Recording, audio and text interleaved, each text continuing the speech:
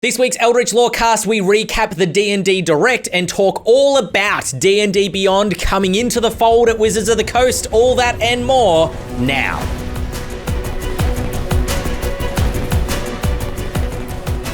Hello everybody and welcome to this week's episode of the Eldritch Lorecast, the #1 D&D podcast in all of the multiverse, because as everybody knows, news is best served slightly cold and about a week late. I am here, my name is Ben Byrne, as always, with Dael Kingsmill, Shawn Merwin, James Hake, and James, I have another listener submitted question on YouTube. Gethin asks, what's your dice situation? Like, do you have special dice? Do you have metallic dice? Do you have lots of dice or a special set that you use for specific things? I have loads of dice. I have 2 sets of metallic dice, both of which were gifts. I have a number. Honestly, these days, most of the dice I get are gifts. I've sort of stopped purchasing any new dice for myself because I have so many. I have the first set of dice I ever bought when I was playing in high school. I have a set of amethyst dice from Level Up that I adore and don't use nearly as often as I should for how much I paid for them.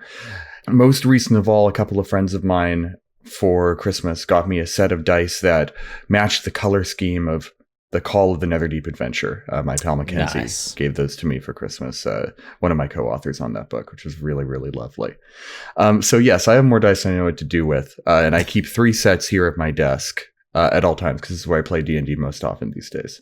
Is that like, do you rotate that set out, or that set's been pretty consistent for the last little bit? I've been using the Netherdeep set most consistently for the past little while because the new adventure smell is still on them. But I have a set of... Actually, you know what? Now that I say it, these other metal dice that I have right here, little case I got from the Descent event, the last in-person D&D event, where I saw you, Dael. For the very first time. With our eyes. Got a set of critical role dice in here. Space. Not space, but like real space physical human in space. 3 dimensions, yeah. I miss that event. I miss seeing people. I miss hanging out with cool people where the weather is nice. Shawn, what about you? What's your dice situation? I have probably lost or given away more dice than most people own. I'm on a clean out kick, so I'm giving things away, but having gamed at a lot of conventions where I've run games, I will be given sets of dice as part of either, a thank you for running games. So then when I run a game for new players, you don't have dice, here's a set of dice and you can keep them. And, yay, everybody's happy. I have a special set, 4 sets of just plain white boring dice that I use when I run games at conventions because no one would want to steal them. They're hideous and they roll very low, which is good for game mastering, especially low-level characters. So they're my special pathetic dice that I love very much. Dael, what about you? Do you collect heaps of dice or...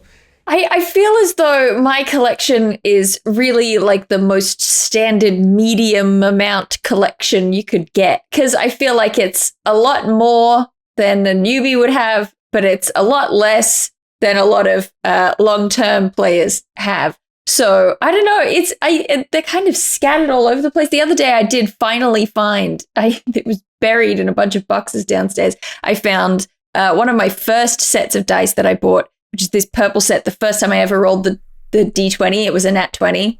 Oh, and so nice. I keep them in a special separate box that my players gave me once that just says the DM TM. And I every time I'm about to play a big boss monster, I pull out the set and I say, this D20. The first time I ever rolled it was a natural 20 just to intimidate the players. But I couldn't find them for ages, but I finally managed to dig them up the other day. So my lucky set is back in rotation. Beware your players. Beware. Yeah, I feel similar. I've got kind of like my set of 4 dice that I use very consistently. Miniatures are more my thing. I don't hoard dice, I hoard miniatures. But I have the set that I use, my DM dice, the D20 I roll 90% of the time is a red D20 because I think red fits the Dungeon Master roll well. And it is a roller coaster in terms of what it rolls. It'll either be Like it'll crank up and I will be rolling 3 natural 20s in a row, or it will go down and like hit an absolute dip curve and I can't roll above a 10, and it kind of goes like back and forth like that over a session, and players know, it's starting to rise. We need to, everybody be careful. He's rolling really well now for the next little bit. But yeah, definitely not a hoarder of dice, unlike some people I've definitely met. You know, I had an experience, James, with Level Up as well, where I went to their stall at PAX Oz a couple of years ago, and I'm not a huge fan of metal dice, partly because they tend to damage the surface of anything they're rolled on top of. But the guy at the stall invited me over. He's like, come over here, check this out. And I was like, all right. And he's like, I have a tungsten dice, I believe it was made out of. Check this out. It's really, really nice. It's not as heavy as like other sets of metal dice. It's obviously heavier than a plastic dice. He's like, you will feel happy rolling this dice like you've never felt rolling any other set of dice. And I was like, all right, whatever. So he literally gets out on top of the glass cabinet a little felt like napkin-y thing to roll the dice on. It was like looking for an engagement ring or something. And he pulls out this tungsten dice. It's a D6. It doesn't have any like numbers on it. It's just like a sample dice. And I'm rolling my eyes. I'm like, all right, let's see what this is about. And I roll it, and I'm like, oh, that is good. It was like Morty standing on like a pure, like perfect flat surface or something like that. It was a weird experience. Kind of Level Up dice magic. I can remember being at San Diego Comic-Con for a full weekend for the first time. I'd been here and there before for things with, I was lucky enough to get a little pass, but I was there for a whole weekend and I went looking for dice. And for some reason, there were just basically no stalls selling dice. I was expecting Level Up dice to be there. And then a couple days later, I went and I met Matt Colville at the MCDM offices for the first time. We were talking about stuff. He asked about San Diego Comic-Con. And I was telling him, and I said, there were no dice. I thought I'd be able to buy dice. And he was like, oh, you want fancy like gemstone dice? Here, have these. And just gave me a box of Level Up dice that he had sitting around. I was like, I will not turn this down because I want them. But also, what are you doing? Well, when you, like Shawn said, when you've got dice to spare, share the love of dice around. When you're off the high of a $2.6 million Kickstarter, you do things like that. That's fair.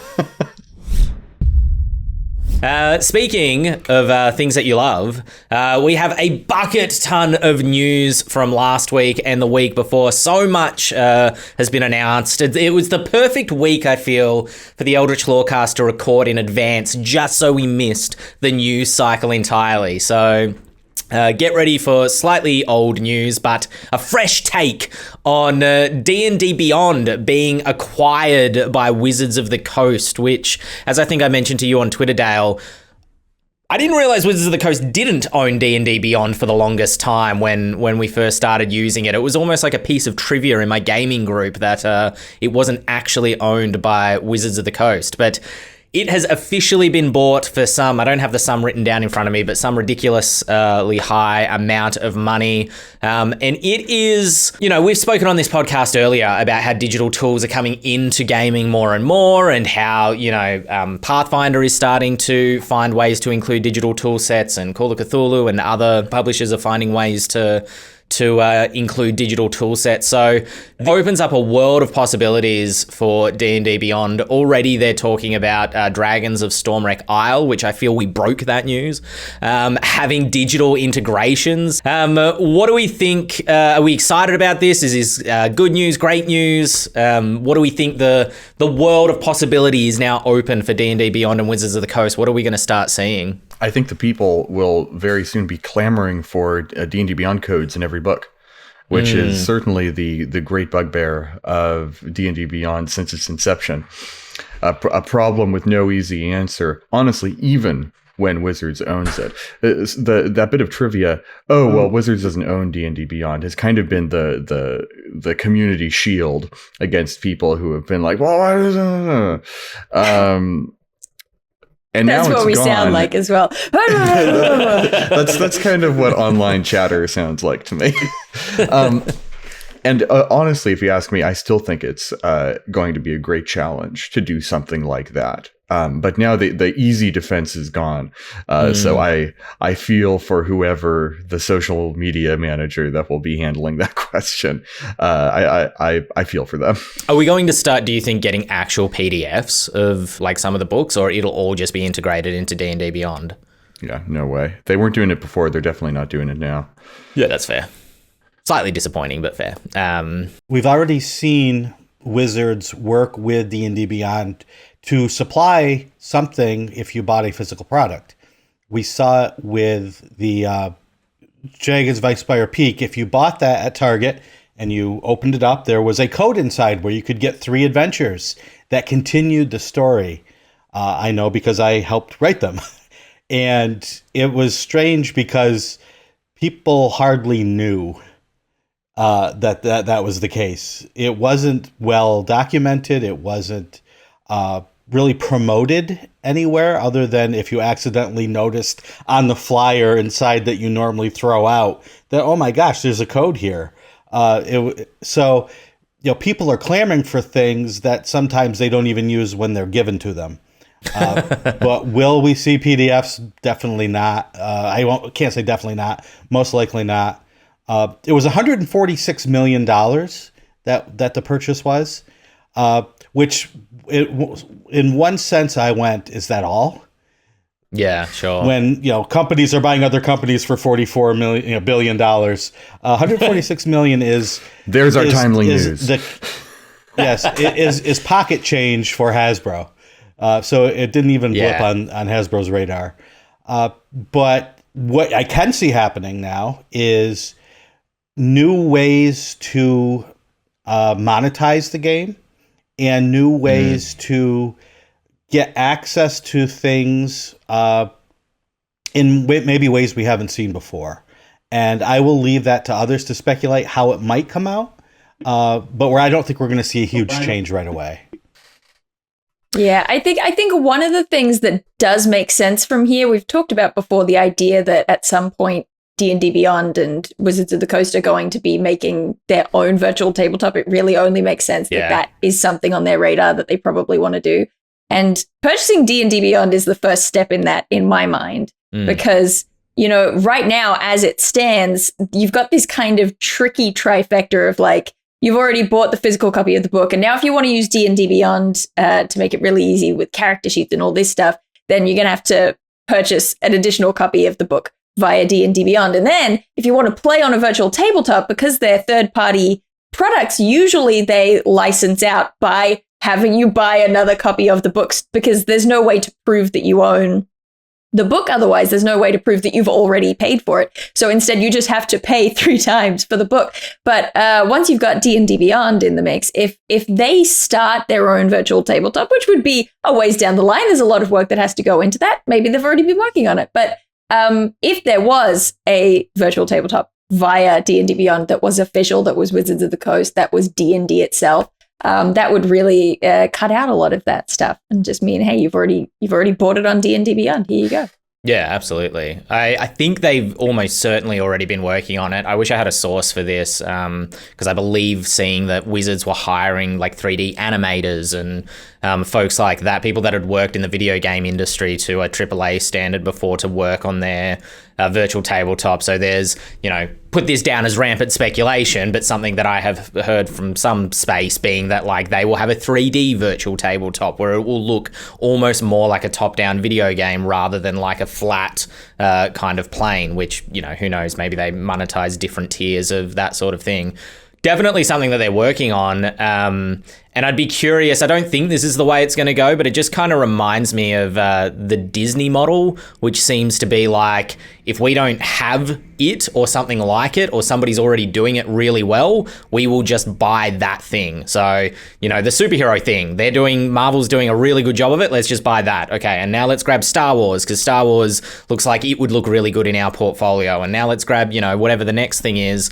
So part of me did think and wonder, go like, well, is the next step to buy something like Roll20 or whatever it is? Because when you make a purchase like that, as with D&D Beyond, you get all of the, the folks that have been working on this thing since its inception and all that expertise and all that experience that comes along with it. I don't necessarily think that Wizards are going to go out and buy Roll20 next, but what we saw was Wizards of the Coast has learned a lesson that they were not good at making these tools in the past, and they didn't make any money on it because either they weren't good at it or there wasn't the audience and the monetary value to support it. So they licensed it to other people. And now they have learned lessons. Now the game is exploding, and they can look around and they can learn the lessons that these other companies have taught them, whether positive lessons like, hey, D&D Beyond did an incredible job with this, so let's buy them. Roll20, lots of people are using it. If we bought them, we would have millions of users. How's the interface? It was made several years ago. Could we do that better? So now they have that freedom to actually evaluate. And since they're partners with these companies as well, they have information that they wouldn't otherwise have. So they know how Roll20 works, internally as a company even, they know. So they're going in with a lot more information than they've ever had to know, A, should we buy this company, and B, could we do it ourselves based on the lessons we've learned. And a lot more money than they've ever had. I know that they don't just get to dip into Hasbro's pockets whenever they like, but they do have more backing financially than they've ever had in the past. And I recall there being a really well-liked fan plugin, I guess, called Beyond 20 that created some D&D Beyond Roll20 integration. And that was just a little fan thing. That wasn't something that you bought or anything like that, because people so deeply wanted integration between the two platforms. They just made a macro that would do the best of it, the best that they could, at least themselves.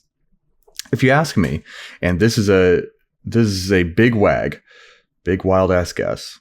Okay. I just didn't know what wag meant. I was like, well, okay. Wives and girlfriends, like footy. If Wizards of the Coast were to have a virtual tabletop of their own, for instance, buying Roll20, I think that would be the final nail in the coffin for getting digital codes in physical products. I think they would consolidate their digital offerings into one thing. And honestly, if you ask me, I don't think they would even allow you to buy digital things. I think you would have a subscription service a la Netflix where you could subscribe and you would have full access to all of the stuff digitally. And then you would lose it if you ever stopped subscribing. That just seems to me like the natural endpoint of the model that they're going off of, where it's like, well, you're not getting PDFs already. You don't have anything that you can kind of, hold and manipulate, even digitally speaking. It will live with them, and it will be nicely integrated with all of their various systems. You won't be buying it in 3 different places to do it in 3 different sort of digital things, but you're less buying it, more like licensing it for use on your platform. Anyway, this is why I still like physical media. It will never be taken away once I stop paying for a monthly subscription. I do quite like that. I hoard DVDs like they're going out of style, which is true. Which they are. Yeah, I do walk into like a, JB Hi-Fi, which is a DVD retailer or like a media retailer in Australia. I don't know if they have it in the States, but every time I walk past the DVD section, I'm like, DVDs, so antiquated, so dare I say legacy. Just you wait, Ben. One day you'll be coming to me for DVDs. Yeah, you could be right. When the apocalypse hits and the internet goes down, we'll all be scrounging for DVDs. It'll be great. I look forward to those days. It's interesting seeing the continued kind of increased digitization of D&D and tabletop role-playing games as a hobby. Most of the live plays that we see now are played, digitally over over camera rather than being like in an in-shot studio, probably because it's a lot cheaper to do it that way as well than trying to set up an entire studio. I think I've spoken about it before, but I remember when my housemate first brought D&D Beyond to the table, and we laughed at him because everybody else was using, physical character sheets, and it was like, make a perception check, or I want to cast this spell, and he's like tapping through his iPad going like, I've got to find, it'll be here somewhere, I've just got to, and we're like, come on man, just use a character sheet, it's way quicker. Yet now the expectation is that you have D&D Beyond, and like we see Discord has D&D Beyond integrations through Avray, and Roll20 now has D&D Beyond integrations, and I'm sure virtually every virtual tabletop out there has some sort of integration to pull data from D&D Beyond to allow you to use your character sheet. And we're already seeing the changes in terms of the monstrous compendium, which as far as I'm aware, I haven't gone and looked at downloading it, but as far as I'm aware is basically free if you have a D&D Beyond subscription already. So they're starting to utilize giving out content for add-ons, little PlayStation Plus, Xbox Live Gold kind of style incentives to get you to come and keep your subscription going on the platform. Very quickly, speaking of the monstrous compendium, this doesn't have anything to do with anything, but Dael, does the Goon balloon make you as happy as it makes me? Because just every time I hear... Oh, it's so funny. The Goon balloon! It's so... I needed to... Help the foolish American out over here. A Goon bag is like the bag you get in boxed wine. Huh. So a Goon balloon is very, very funny. I wanted to have a special attack move that's called Do a Shoey. What? That is to drink alcohol from a shoe in a celebratory manner. Well, it's got little feet, so you could put shoes on your Goon balloon and then have it wander around. Shoes on the Goon balloon. Shoes on the Goon balloon. I want to see like a dungeon puzzle / trap where it's like a spinning something in the air and all Goon balloons are like hanging down upside down off of it. And you've got to, I don't know, grab them down somehow or something like that. There's a drinking game in Australia. I don't even know how it's played, I'll be completely honest, but it's like you peg Goon bags to a clothesline and it's called like Goon of Fortune or something like that. So that'd be good. They have opened up so many possibilities with the Goon balloon for Australian themed adventures. Every time I hear the word Goon balloon, it makes me so happy. One, I think, not great take, if I'm being honest, in my personal opinion, that a lot of folks have had, is this idea that the clientele, the user base of D&D Beyond has been the real product, so to speak, that has been sold to Wizards of the Coast. I don't think it's a great take for a couple of reasons, but I'm just kind of curious, like, what doors you think this opens up for Wizards in terms of being able to access, not even necessarily like personal information, but like patterns of play, noticing whether a lot of people include certain types of classes or races, noticing how people use somebody said something to me the other day about how, if a lot of people are homebrewing a certain type of class, some type of monk that is, tied to lunar things, and they see this pattern of it recurring throughout the user data that they're getting, then the next supplement that they bring out somewhere down the line will have a lunar themed monk kind of attached to it because they can see what the audience is thinking about. Why do people assume that they couldn't do that anyway? That's sure that what they're I'm licensed thinking. D&D Beyond. They're like D&D this. Beyond, they were sharing this information with the public. What's the most popular class? What's the most popular race? All that. People loved it then. And it was a very popular segment. Wizards of the Coast, Wizards of the Coast has access to all that information without buying them. I don't think that there's any sort of big conspiracy theory here. I think the big thing is it was bought because there are many users and it's making a lot of money, and Wizards of the Coast needs to be able to control that with their next steps in their plan. Nothing insidious, nothing. It's just they needed this tool. And only as anybody insidious as capitalism itself. Well, that's exactly right.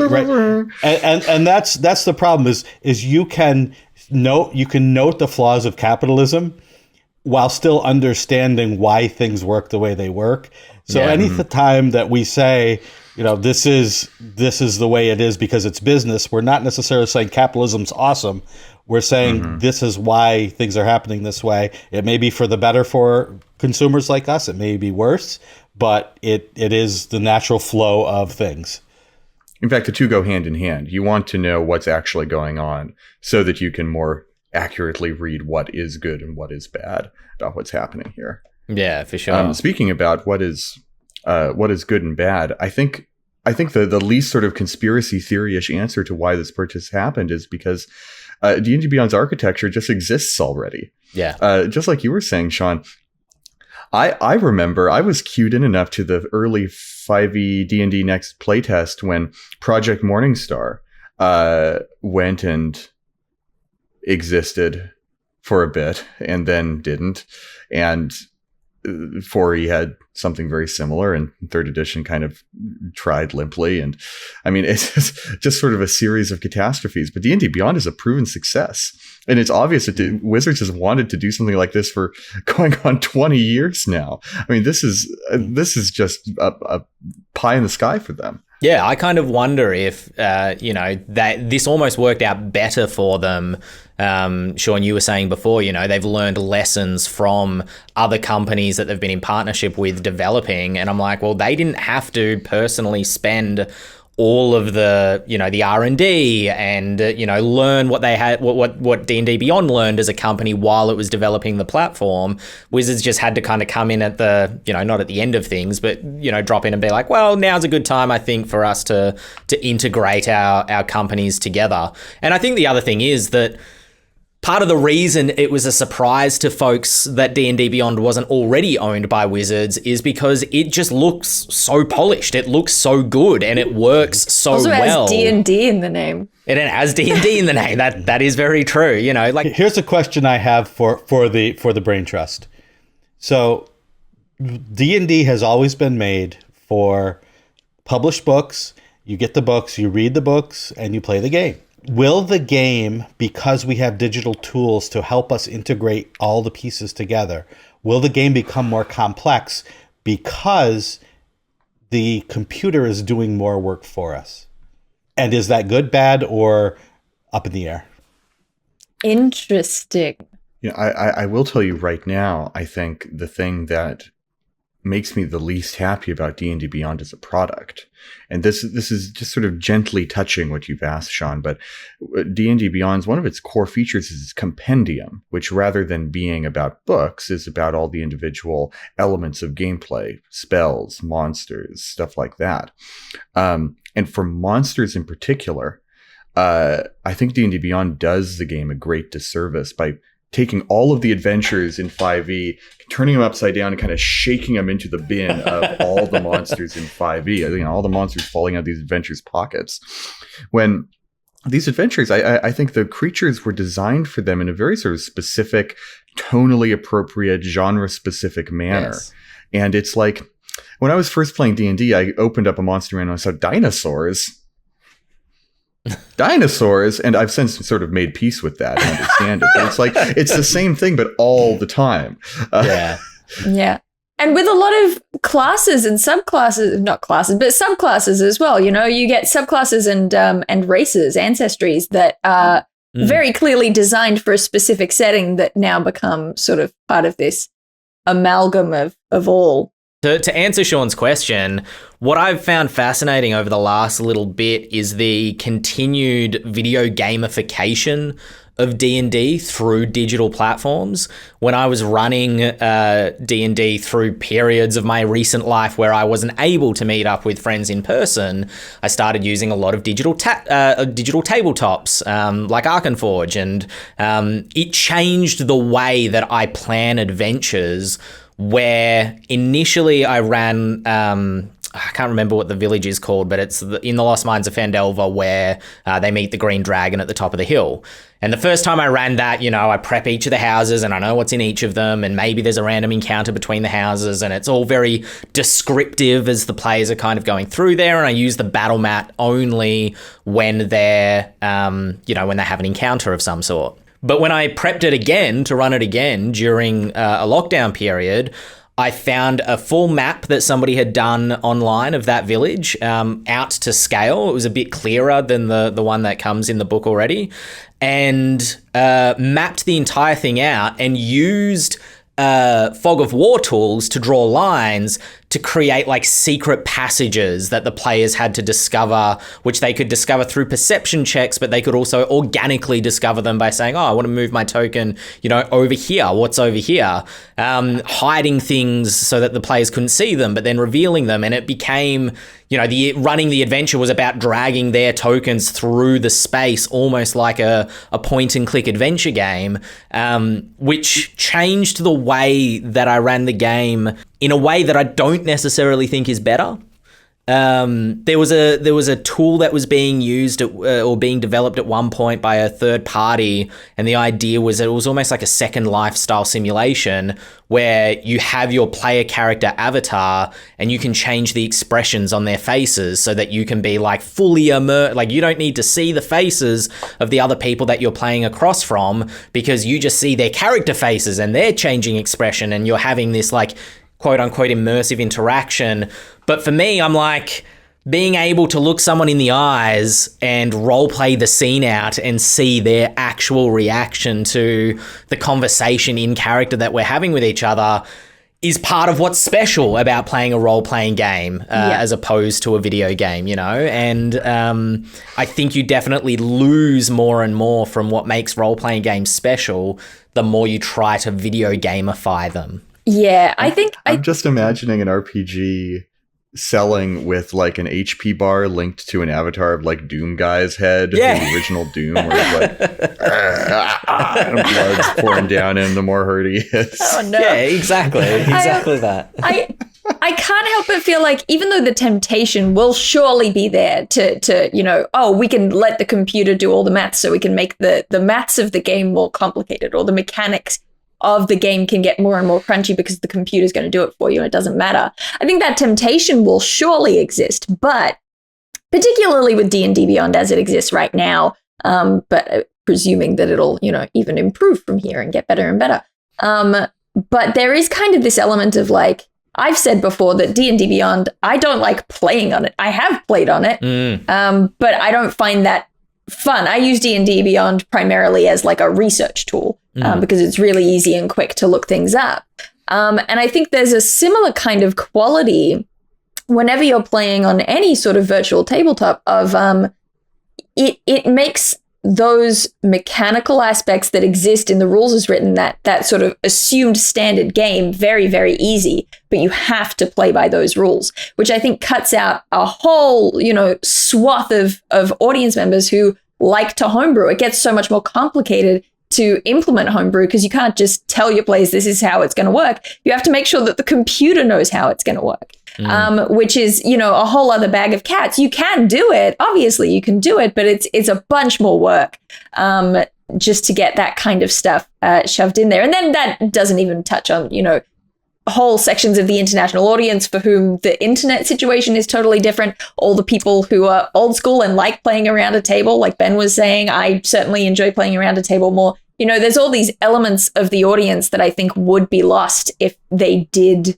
start to veer in that direction. Yeah, I think one of the reasons I don't use D&D Beyond more as a player or a dungeon master is because I like to pull in, if not homebrew content, but third-party content. Like we're playing a Grim Hollow campaign and we're not using D&D Beyond so that we can, integrate our subclasses and different things. I also think from a more commercial aspect, from a more capitalism aspect, Wizards of the Coast, I assume, still want to sell physical books, and they still want to cater to the audience that wants to sit around the table and play the game. So if they make the mechanics of the game more complicated, assuming that people are going to use digital tools like D&D Beyond, they could be shutting out a section of their audience. Now, in my experience of watching and witnessing how the video game industry kind of developed to go more and more online, it sort of didn't seem to mind that different people, different folks in different parts of the world had different internet situations. Eventually, it just continued to move more and more online. And I think we see similar things with, media such as movies and music and things with streaming platforms. Those become more and more popular because the internet becomes more and more ubiquitous in places that are commercially relevant to large companies. So I could be proven wrong that in the end, everybody has digital tools who are commercially relevant to Wizards of the Coast, so they end up pushing really strongly in that direction. But my prediction would be they still want to cater to pen and paper, around the table folks who they can sell the physical books to. That's a really interesting thing that you bring up, right? Because when you look at video games, when you look at things like Netflix, they also cared less and less about people who enjoyed the experience of sitting around with a group and playing, right? Like, it used to be that if you wanted to play a multiplayer game, if you wanted to play, a Halo against your friends, you sit around and you each have a controller and you've got your split screen, couch co-op. But video games started just cutting that stuff out completely. And then I do think it's interesting and worth mentioning that the Switch went totally the other direction. The Switch came out and was like, hey, remember the nostalgia of playing all on the same TV in the one room? We're going to give you a handheld console that becomes, 2 controllers so that you can do that. And I think that is interesting, the way that Nintendo kind of read that as a gap in the market when it was where the market started. And then you've got things like, Disney Plus will be like, well, yes, we have this premiere, and because of COVID, there's no movie theaters playing it. But you might have more than one person watching your television in your living room. So we're going to charge you even more than it would cost to see it at the movies, just in case you have lots of people in your living room watching it. They so don't care about that sort of in-person element, because that's actually the direction that capitalism is going in. It is so easy for D&D to go, we don't want to make physical books because that's higher cost. We could just release stuff online, charge the same, and our profits go way up. But I do think that there is an interesting line there to see when the audience starts pushing back, because I do think that more of the core audience of D&D are interested in keeping the physical element. I think you're absolutely right that the core audience of D&D likes the physical and sort of communal aspect of D&D play. And the clicky-clacky dice. Yeah, honestly.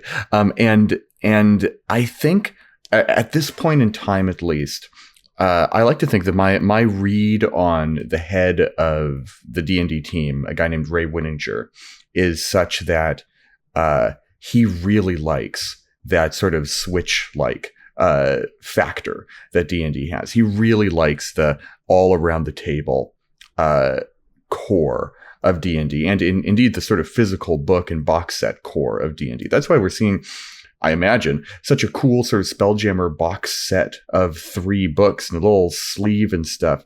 That's the form factor they've chosen for that product. I've had the good fortune of speaking with Ray in the past several months and just kind of like picking his brain on what he likes about D&D. And I think he just likes old school stuff. I think Ray is kind of an old school guy. He's not going to be very sort of digitally weird in the way that we fear D&D might be going. Digitally weird. Digital weird would be a great monster. Or an alignment. I'm digital weird. Or an indie band. Why not all 3? An indie band made up of monsters who have that alignment. Speaking of other news, because there was a lot and we're probably going to have to slam through it, but that's okay. There was the D&D Direct, which I didn't watch live. It was happening in the middle of the night for us. That's fair. Did either Shawn or James, did either of you catch it live? Yes, indeed. I was on an airplane. Oh. I didn't watch it live. Yes. It was very cool. It was a very cool thing. I loved I like to watch Nintendo Directs too, which clearly seems to be the inspiration for this. The way it was paced was really nice. We started off with the Spelljammer announcement. We kind of lulled into some less hype but still cool announcements, and then we ratcheted the hype back up at the very end with Dragonlance. The big Dragonlance announcement for a I think it's an adventure book and then a sort of tactical board game experience. Yeah. Is what they were teasing. And not a lot of details out on those things now. But we did get to hear the voice of the president of Earth from The Expanse narrating the Dragonlance trailer. And that was Is that who that sick. was? That was pretty freaking sick. You said Nintendo Direct, and I think that the tabletop role-playing game industry is starting to learn more and more in how, video game companies, cinema companies, what are they called, production companies, like the Marvel powerhouse begin to market and hype their stuff. Because the way that, Spelljammer got this full announcement that was like, Spelljammers, and there's this, and there's that, and there's going to be 3 books, and you get to see, inside of them, and there's going to be blah, blah, blah, and blue, blue, blue. Those classic monsters, I'm really blah, blah, looking blah, forward blue, to blue, blue, blue, blue. Yeah, me too. But then the Dragonlance was like a teaser at the end, and it just showed you like a blank cover and a blank box. And it reminded me of like a Bethesda-style video game conference where they're like, look at Elder Scrolls Online section, whatever. Or BioWare, where they're like, no, we have not got a date for Dragon Age 4, but here's another 3-second clip of Solus's voice actor. The most video game industry thing that Wizards did was the like no date for Dragonlance. I think they did say 2022, but I don't think they gave it a date yet. Are any of us particularly excited for Spelljammer or Dragonlance? Does any of us have an affinity for those settings? How many people went and watched Treasure Planet the night of the announcement? I know I did. Only you. I've been sort of purposefully avoiding all of the Spelljammer stuff. You just don't want spoilers, or you're not interested. You're punishing it. I plead the fifth.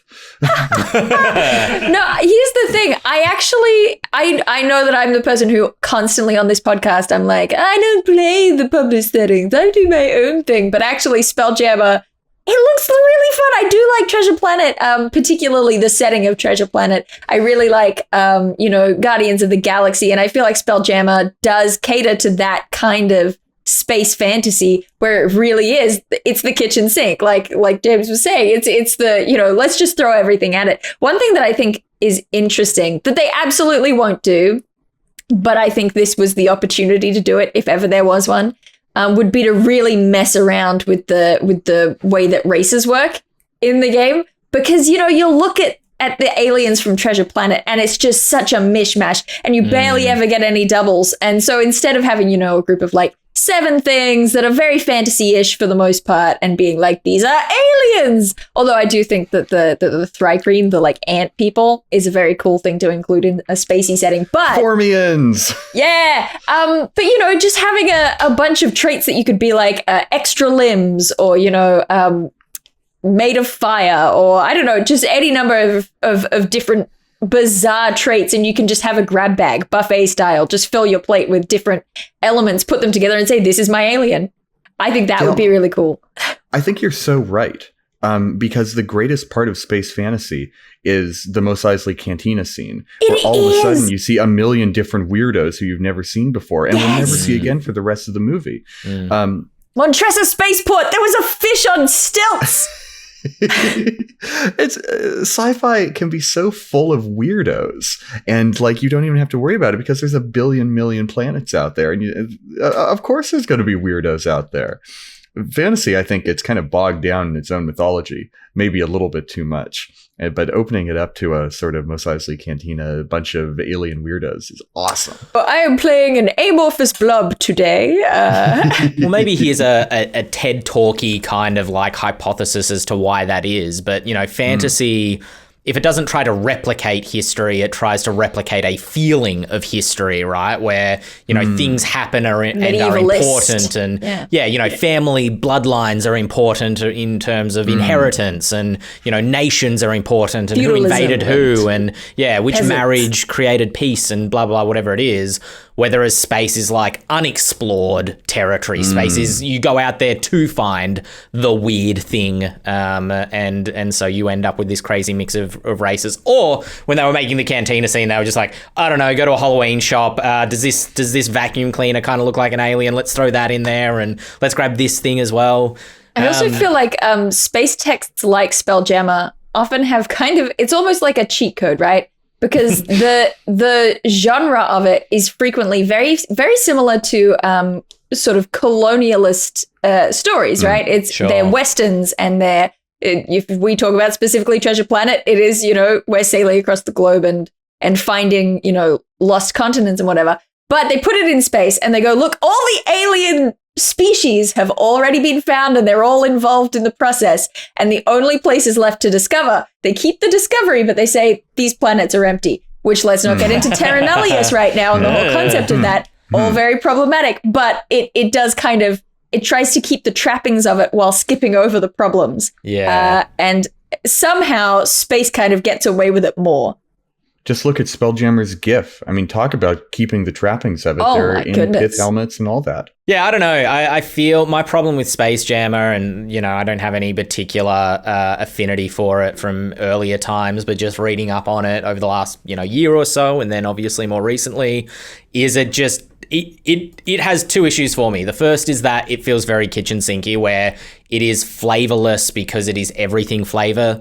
It's just to throw everything in there, and so it kind of loses a sense of theme or identity. And my other problem with it is this idea that it is meant to connect a lot of other campaign settings together so that they exist, within the same setting across this astral space, which kind of, violates for too strong a word, but violates the themes and aesthetic and atmosphere of those settings, because, you're trying to have this, dark fantasy or gothic horror or heroic fantasy, and suddenly a spaceship kind of flies down out of the sky, while very fun, don't get me wrong, kind of should change the entire history of Middle Earth if suddenly a Mind Flayer spaceship just comes down out of nowhere and lands, Like the Rohirrim don't give a crap about Mordor anymore if there's Mind Flayers suddenly invading Middle Earth. I think the thing about Spelljammer is you have to take yourself a little less seriously when you're playing with it. I think if you treat Spelljammer as hard canon, you might run into bits of weirdness. But if you treat Spelljammer as this is a flavor that we're going to lay on top of things that exist, like this is going to be the mashup where Superman meets Batman, and we go from Lord Soth goes from Kreen to Barovia, and it's like okay, that actually happened. but like if you treat it as a sort of Batman meets Superman situation, and don't really like examine it so closely, then you can sort of open up and have fun with Spelljammer. Can I ask, if you had to choose between Spelljammer and Dragonlance, which would you pick? I would probably pick Dragonlance, only because I don't love either setting, and this has to do with when they were released. No, I don't hate them. I think they are going to be a lot of fun for different types of players. When Spelljammer and Dragonlance were released originally, it was in this time in D&D's history when they were just throwing everything they could out and hopefully gaining more audience. And what it was actually doing was dividing this very small audience they already had, to the point where it was actually detrimental, and it ended up bankrupting TSR. And it was also at a time when I had just stopped playing D&D. So Dark Sun, a lot of the Dragonlance stuff, Planescape, all of those settings came out, and I have no nostalgia for them, never played them. Was interested, I'm more interested in the game design than the setting, right? I want to know how is this game designed to help me tell this particular story? And if it doesn't help me tell a particular story in a better way, or help me tell a story that I want to tell with the players, then it's just another thing that I'm going to set aside until I have time, and I'm never going to have time, because I'm moving on to the next thing that catches my interest. So I think it's going to be great for a lot of players. I think it's going to be a lot of fun. And I'm interested in, like I said, the game design part. They just released a new Unearthed Arcana today that updated the Dragonlance content that they had originally put out in a newer Unearthed Arcana before. And so I'm interested, I haven't seen it yet, so I'm interested in delving into that to see what are they going to do with feats and what does the Kender look like now as opposed to what it looked like. That's where my game design brain goes. See, that's so interesting to me because, I mean, doesn't that just fit in so well with this idea of we've purchased D&D Beyond in terms of like, before it was a thing that wrecked it because the audience was too small and you can't divide them up like that. Do you think that just fits into that same pattern of let's try that again now when we have a bigger audience and we actually might capture more people by spreading out the options? I don't think that and this is just my opinion, but I don't think Spelljammer or Dragonlance, like, they're fairly niche and you only really know what they are if you've been a fan of D&D or maybe read, like the Dragonlance novels, possibly. But specifically with Spelljammer, I don't think it's a question so much of who from the past remembers Spelljammer. I think it's a question of how many new people who don't care about fantasy will be interested in playing D&D because now they're sold on Guardians of the Galaxy. Oh ho. Now there's a very interesting sort of brand management point of view there, because I recall D&D sort of staking their claim on the word multiverse in the Player's Handbook back in 2014, several years before Marvel started really dipping their hand, not even dipping their fingers, kind of just like sticking their whole hand straight first into the multiverse cake. And it's kind of coming to an apex here with that new Doctor Strange movie. The trailers are all going on about. And it makes me wonder if D&D, who seemed very cutting edge with the idea of sort of a multiverse of adventure in 2014, might have sort of culturally now seems a bit passé with the whole idea, because D&D, as big as it is now, still doesn't have the cultural cachet that Marvel does. And so now that Marvel is being like, take a look at our multiverse, take a look at all of these universes crashing together. And now D&D, who hasn't even released Planescape, who's kind of doing a multiverse-ish thing with Spelljammer, it might perhaps seem like they've missed the boat a little bit. I don't know. I think now is a really good time. Marvel seemed to be like back in WandaVision era / Spider-Man Far From Home all era. All those years ago when WandaVision came out. Well, they seem to be. It feels like it though, doesn't it? Yeah. Well, more so talking about like the development period of WandaVision, right? Because they seemed to be almost allergic to the idea of a multiverse. They seemed to be making fun of the idea of a multiverse because they were like not confirming it. I was so mad. Yeah, well, like Spider-Man, Mysterio, Far From Home, Mysterio. WandaVision, they kept being like a multiverse. Exactly. No. Yeah, exactly. And then they confirm it. Whatever, I'm fine. Well, I feel like the thing that changed was Spider-Man Into the Spider-Verse came out. And then that's when it clicked for Marvel. Which and they were like, wait a minute. I'm so mad because they do one Spider-Man movie where they're like multiverses, but no. And then literally the next Spider-Man movie, they're like, yes, multiverses. Exactly. I feel like there was a change of direction. I feel like there was definitely like somebody was like, hard to port, and the whole ship had to change somewhere between the development of WandaVision and the development of No Way Home. There was definitely that course correction. And so I feel like I'll never forgive the final episode of WandaVision for taking away the multiverse from me. Right? Well, one thing to keep in mind, and this is, I'll get back to our conversation here. Who is the new president of Hasbro? Chris Cox. Who was Chris Cox before he became president of Hasbro? He was president of Wizards of the Coast.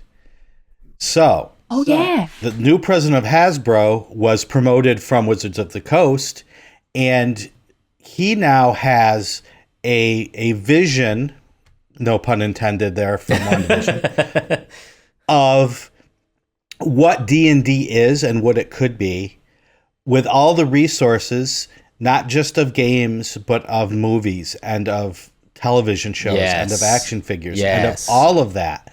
And so what can you do with D&D? You can do a limited amount. What can you do with D&D Spelljammer and this and that and whatever Ben always says, the blah, blah, blah, then you're opening up all of these other avenues that might fit better for movies, for books, for whatever else Hasbro might have in mind and have access to be able to produce. Was Chris Cox MTG or D&D? Wizards of the Coast. He was the whole shebang. Above. Yeah. He wasn't either. He didn't come through either of those. He was just, because I do think it's very interesting that MTG has a baked in like hardcore multiverse. That is like the core of Magic the Gathering, is that there are different planes and you are a planeswalker who can go between them. Do people? I think Planescape. And we are getting a Magic the Gathering television show at some point. Yes.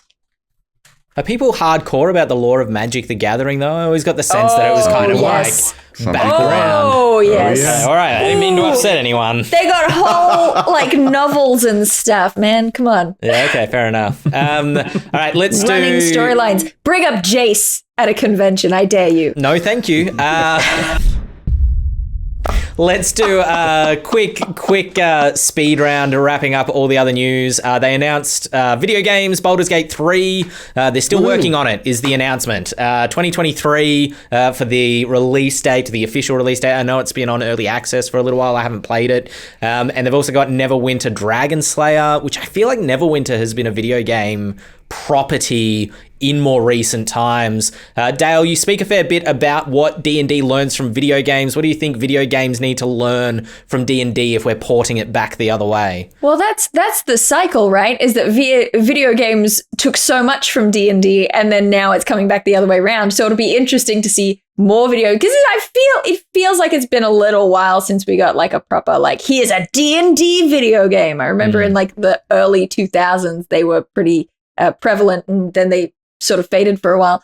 I don't know. I genuinely don't know whether they will actually look to take much from the current version of D&D for video games at the moment. I think Baldur's Gate 3 sure seems to be. Yeah, it's 5e. Really? I don't play Baldur's Gate. Yeah, it's a 5e port as far as I understand. In fact, I think I just saw a quick animation, so I don't know how prevalent this is, but I feel like they show you the dice roll, like a little D20 goes... All through early access, you've seen the dice rolling for every check you make. That's insane! What is that decision? Well, it's kind of like, how do you make a D&D movie, right? Like, there's plenty of fantasy movies that are like D&D movies, and like Dragon Age is a great D&D-like video game, right? So how do you create a movie or a video game that is D&D? You show the dice rolls. You show people playing D&D, you know. I disagree with that choice. Fair. Speaking of movies, the D&D movie Honor Among Thieves, it's going to be a party of rogues, apparently, in the D&D movie. That's what I've learned from that. And also the guy was a real fan of Uncharted. Campaign cases, we briefly touched on it. Creature flat tokens with repealable stickers. Gross, personal opinion. And the terrain puzzle boards. I'm a miniatures snob. People in the office know this. I don't like standees. Repealable stickers, they're going to get fur on them. They're going to get all right, manky. Mr. Moneybags. People, hey, if anybody spends like hundreds of dollars on metal and tungsten dice, and I, save that money for miniatures, I feel like I'm no worse off than people on either side. So, yeah, I don't know. End that sentence for me. Dragonlance we touched on. Spelljammer we touched on. So that is the lightning round of your week and a half old news. Gotta go fast. Sorry? Gotta go fast. Yeah, gotta go fast. Yeah, exactly. Oh, Sonic 2's out. I haven't seen it. Is it good? Does anybody know? I don't. I hear it's good, young fun. Great. I say, sounding like a grandpa. Slap it on the poster. Good young fun, James Hake. Well, that is all we have time for this week on the Eldritch Lorecast. We didn't get around to any listener emails, except we did get Gethin's comment at the start or question. So if you have any questions for us, email podcast@ghostfiregaming.com, or if you're listening on YouTube, you can leave a question in the comments down below, and we do read through those and pull those out most weeks to have a read of. Otherwise, go and light the beacons. Let everybody know that the Eldritch Eldritch Lorecast is here to stay. We're back next week. I've been Ben Byrne, as ever, with Dael Kingsmill, James Hake, Shawn Merwin, and until next week, we will catch you then. Look forward to the big announcements that come 6 hours after we record this podcast. Goodbye.